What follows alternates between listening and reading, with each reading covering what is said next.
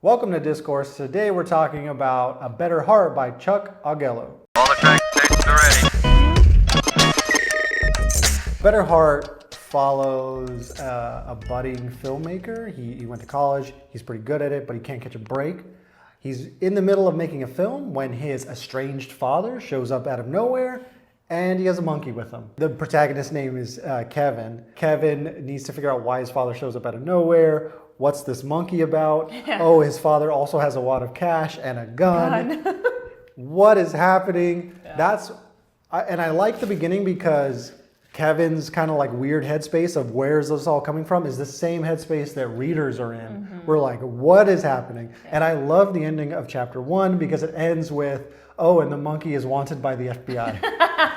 Yeah, I agree. I think the first chapter I really enjoyed because we were coming into it all at the same time as like, what is happening? He doesn't even really know his father, right? So he's like, who are you, bro? And like, who is this monkey? Yeah. Where did this monkey come from? I barely know you, and now you're bringing a strange monkey around? And the monkey has like cuts and bruises, or not bruises, but like cuts and no, he has scars. Really. Yes, he has like scars, and we find out the monkey has been tested on in a lab. And the monkey is rescued from a lab, and the monkey then needs to go to some like sanctuary so that he's saved. Well, the lab they broke him out of, they obviously called the cops, and the FBI is after this monkey to return him to the owners, and that's where the plot takes off. We are following Kevin and his father and Veronica and a variety of other characters on this journey that starts with a monkey that's wanted by the FBI.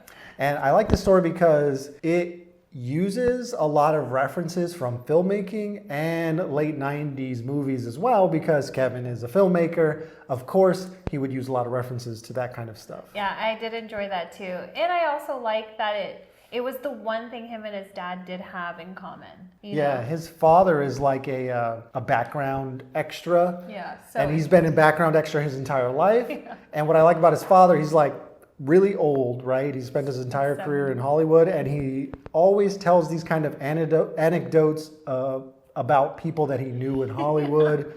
And it's one of those people that like you kind of get tired of his stories after a while. You're like, Dad, I've heard that. Or let me guess, Robert Redford. Of course you do. Yeah, of course you do.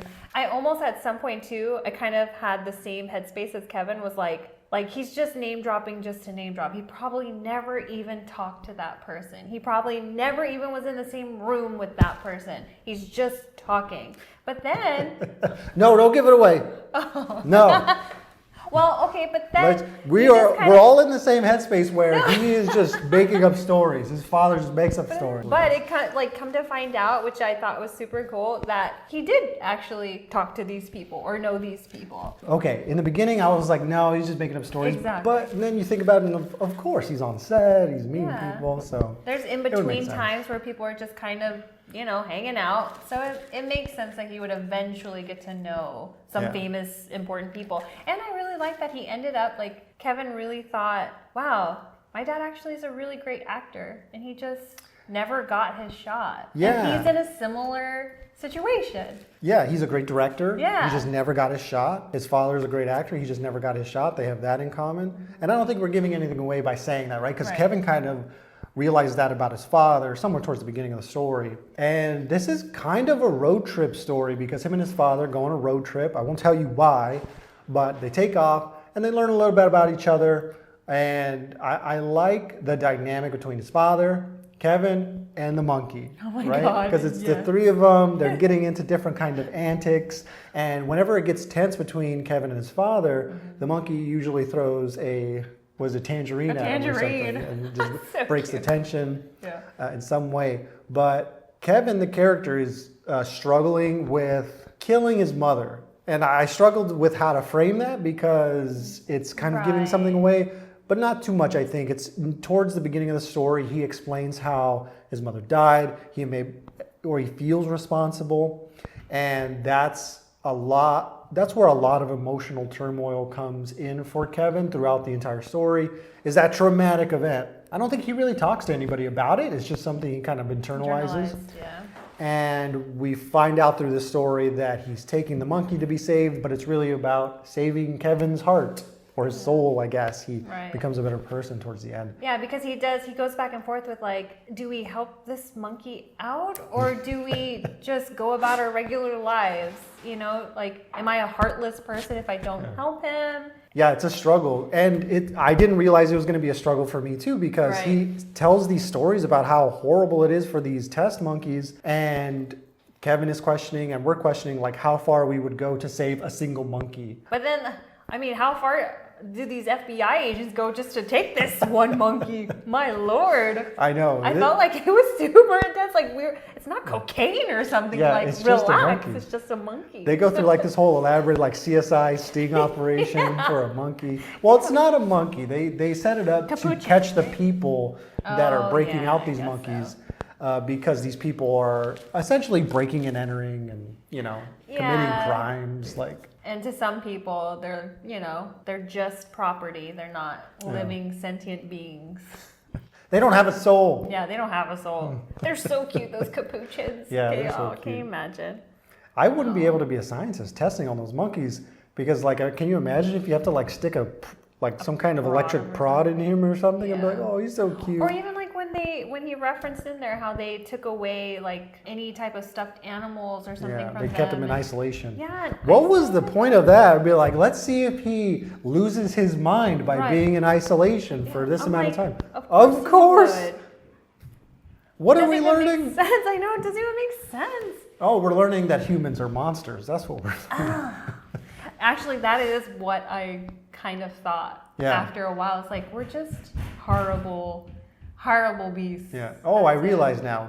Humans are terrible. Yeah. Thank you for pointing that out. Yeah, but I didn't know that before. Yeah.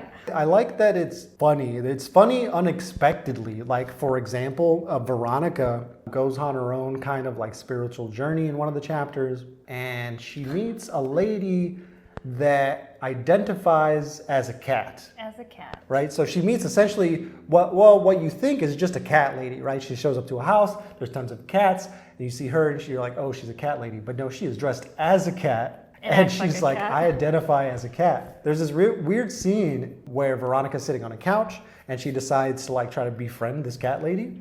And one of the cat lady's cats come up and kind of rub up against her, right? And so Veronica's petting it. And then the cat lady starts rubbing up against her. And I'm like, wait a minute, where is this story going? But I love how she was it kind of was just normal. And I went with it and it didn't bother me. I was like, girl, it bothered me. What is happening? Yeah, live your life, cat lady, but don't rub up on me. How about you don't rub up on me? Don't rub up on me. And there were so many moments like that where it's just surprising and shocking, and you're like, what could possibly happen next? Yeah, there were so many twists and turns, and it was definitely a ride. I mostly wanted to talk a lot about his father and how his father's perspective was when he was away from his family. He talks about how a lot of the extras or groupie ladies or whatever that would be around, they would all be flirty and interacting and mingling, all the while he had a wife and children at home. And Kevin points this out to his father, but his father was kind of but that's the life, man. That's the life. That's just how it was. I almost understood what he was saying because I was like, yeah, that's the life. That's just what they all do. And he wasn't malicious about it. But for Kevin, it's you're an absentee father. Yeah, you are my whole world. My mother was my whole world. You were not there and you thought so little of us. Yeah. All the time. We weren't important in your life. Yeah, you got to see what his father really valued, right? Yeah. Did he value his family over his career? It seemed like he valued his career more because, I feel like if he cared about his family, he would have found a job closer to his family so they could see him every day. Right. Didn't feel like he put his family up here. He would rather be mingling with the stars and on set, even if he's not even on screen. Right. Yeah. Just the clip of a shoulder or something. But it was weird for me because I almost felt like I totally got it. I understood. His father? Yeah, and I accepted it.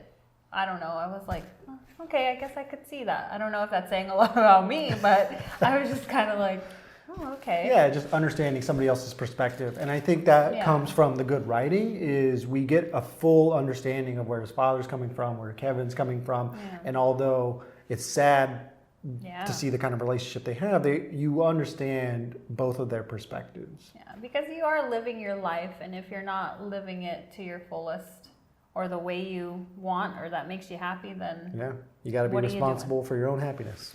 yeah, I guess so. Making good choices, having a good heart. No, Or a better heart. A better heart. Okay, so Tony, he gives like this situation, okay, and you have to have you got to make a choice. Okay, so it says, who was tougher, Rambo, Arnold, or Bruce Willis from Die Hard? So which one would you choose if you were stuck in a concentration camp? Who are you gonna call? Which one of those guys? I thought that was funny.